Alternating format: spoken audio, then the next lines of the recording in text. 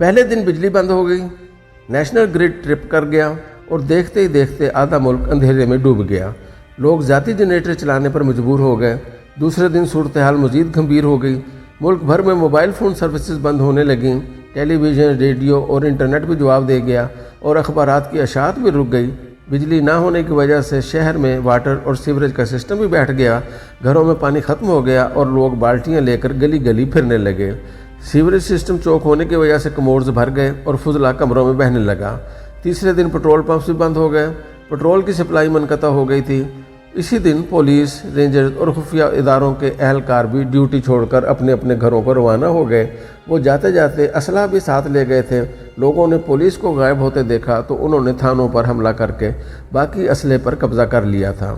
चौथे दिन बिन गाजी के नज़दीक कंटोनमेंट पर भी कब्जा हो गया। हजूम छावनी तक पहुंचा। फौज ने शुरू में लोगों को रोकने की कोशिश की, लेकिन हजूम ज़्यादा था और नफरी कम। दूसरा, फौज ने अपने लोगों पर गोली चलाने से इनकार कर दिया। चुनाचे आध घंटे की मज़ाहमत के बाद जवानों ने मज़ाहमत छोड़ दी और यूं हजूम छावनी में दाखिल हो गया। फौज की गाड़ियों, तोपों और टैंकों पर कब्जा हो गया। बारूद खाने के दरवाजे तोड़कर राइफलों, मार्टर, गोलों और दस्ती बमों पर भी कब्जा कर लिया गया और इसके बाद असल खाना जंगी शुरू हो गई। लोग फौजी जीपों पर निकलते थे और मशीन गनों से फायरिंग करते हुए शहरों में दाखिल हो जाते थे और मुखालफिन को सरेआम गोली मार देते थे। मुखालिफों को महसूस हुआ, हमने अगर इनका मुकाबला करना है तो फिर हमारे पास भी असलहा होना चाहिए।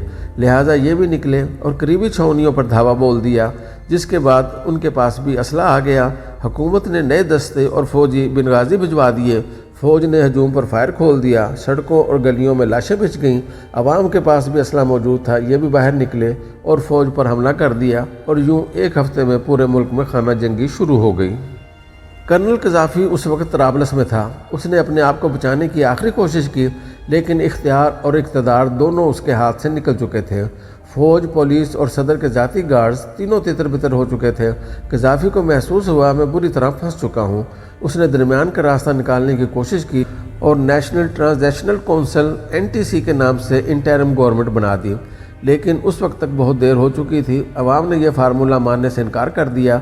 आलमी ताकतें तैयार बैठी थीं। चुनाचे सिर्फ 11 दिन बाद अक़वाम मुत्तहिदा की सिक्योरिटी कौंसिल ने कर्नल कज़ाफ़ी, उसके ख़ानदान, दोस्तों, काबीना और मुल्क के तमाम असासे मुंजमद कर दिए। लीबिया की फ़िज़ाई हदूद भी बंद कर दी गई और केस इंटरनेशनल क्रिमिनल कोर्ट को भिजवा दिया गया। इसके साथ ही मुल्क मुकम्मल तौर पर जाम हो गया। ये सूरत हाल हफ्ता भर जारी रही।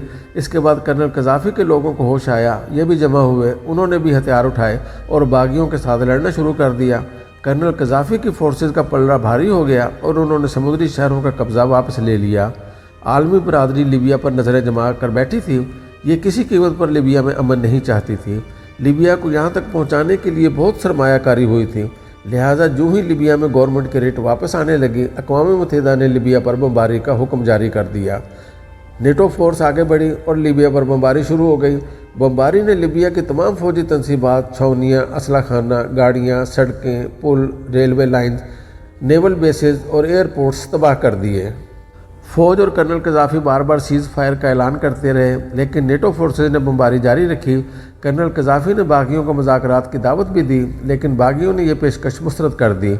ये सिलसिला 15 फरवरी 2011 को शुरू हुआ था और अगस्त के वस्त तक पूरा लीबिया खंडर बन चुका था।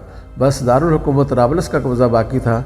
अगस्त के आखिर में बागियों और नेटो फोर्सेज ने इकट्ठा हमला किया और तराबलस भी फतह हो गया। बागी कामयाब हो गए, लेकिन उनसे पहले नेटो फोर्सेस तराबलस पहुंची और कर्नल कज़ाफ़ी के महल्लात और ख़जाने पर कब्ज़ा कर लिया और यूं दुनिया का अमीर तरीन अरब मुल्क नेटो के कब्ज़े में चला गया। कर्नल कज़ाफ़ी तराबलस से गायब हो गया। अक़वाम मुत्तहिदा ने 16 सितंबर 2011 को नेशनल ट्रांजिशनल काउंसिल को तस्लीम कर लिया और उसे हुकूमत बनाने की इजाज़त दे दी, लेकिन उस वक्त तक लीबिया में कुछ नहीं बचा था। फ़ौज मुकम्मल तौर पर ख़त्म हो चुकी थी। पुलिस और सिविल इंतज़ामिया का कोई वजूद नहीं था। सड़कें, पुल, एयरपोर्ट्स और बंदरगाहें ख़त्म हो चुकी थीं। स्कूल, कॉलेज और यूनिवर्सिटियां बंद थीं। फैक्ट्रियां, बाज़ार और मंडियां ख़त्म हो चुकी थीं। स्टोर्स और गोदाम अवाम लूट चुके थे। मुजरम जेलों से फ़रार हो चुके थे। बिजली, पानी, गैस और पेट्रोल का निज़ाम फना हो चुका था। पब्लिक ट्रांसपोर्ट का वजूद नहीं था। फ़्लाइट्स और बहरी जहाज़ों का सवाल ही पैदा नहीं होता था। अदालतों का वजूद भी नापेद हो चुका था। मुल्क छोटे छोटे हिस्सों में तकसीम था और हर हिस्से पर कोई न कोई मुसल्लह मलेशिया काबिज़ था और वो किसी दूसरे को इस हिस्से में दाखिल नहीं होने दे रहा था। हज़ारों लड़कियां रेप हो चुकी थीं, हज़ारों लोग ज़ख्मी थे और उनके लिए डॉक्टर्स थे और ना अद्वियात। लाशें गलियों में पड़ी पड़ी गल रही थीं, खुराक का बहरान संगीन हो चुका था और बच्चे माओं के पेट में मर रहे थे, और अगर खाना जंगी से कुछ बच गया था तो वो नेटो ले गई थी। चुनाचे लिबिया एक चूसी हुई हड्डी बनकर रह गया था। कौमी हुकूमत ने 3 साल हालात कंट्रोल करने की कोशिश की। मलेशिया ख़त्म करके मुल्क को दोबारा इकट्ठा करने की साई हुई, इलेक्शन भी हुए, पार्लियामेंट भी बनी, लेकिन दोनों बड़ी सियासी जमातें GNC और JCP किसी सियासी मिसाक पर राज़ी ना हो सकी, जिसके नतीजे में 16 मई 2014 को लिबिया में दूसरी सिविल वार शुरू हो गई। ये जंग 6.5 साल जारी रही और उसने लिबिया का मुकम्मल कचूमर निकाल दिया। हज़ारों लोग मर गए, लाखों गैर मुल्की वर्कर्स वापस चले गए। लिबिया में सिर्फ मिस्र के 20 लाख वर्कर्स काम करते थे, वो भी वापस लौट गए। मुल्क की 1/3 आबादी ट्यूनिस में पनाह लेने पर मजबूर हो गई। ये लोग अब वहाँ मजदूरी करते हैं या भीख मांगते हैं। लिबिया दुनिया में तेल बेचने वाले 20 बड़े ममालिक में शामिल था। ये रोज़ाना 16 लाख बैरल तेल पैदा करता था, लेकिन खाना जंगी की वजह से ये पैदावार 90% कम हो गई। लिबिया की इन्वेस्टमेंट अथॉरिटी LIA दुनिया की बड़ी सरमायाकार अथॉरिटी थी। इसके अकाउंट में $56 बिलियन और 100 टन सोना था। ये भी सरमाए के साथ ख़त्म हो गई। खाना जंगी ने बच्चों की परवरिश पर खौफनाक असरात छोड़े। अक़वाम मुत्तहिदा की रिपोर्ट्स के मुताबिक लिबिया के बच्चे खुराक की शदीद कमी का शिकार हैं और अगली नस्ल दहाइयों तक लागर और बीमार होंगे। मुल्क में हज़ारों की तादाद में प्राइवेट जेलें बन चुकी हैं और इनमें लाखों लोग कैद हैं। इन्हें तावान के लिए पकड़कर बंद कर लिया जाता है।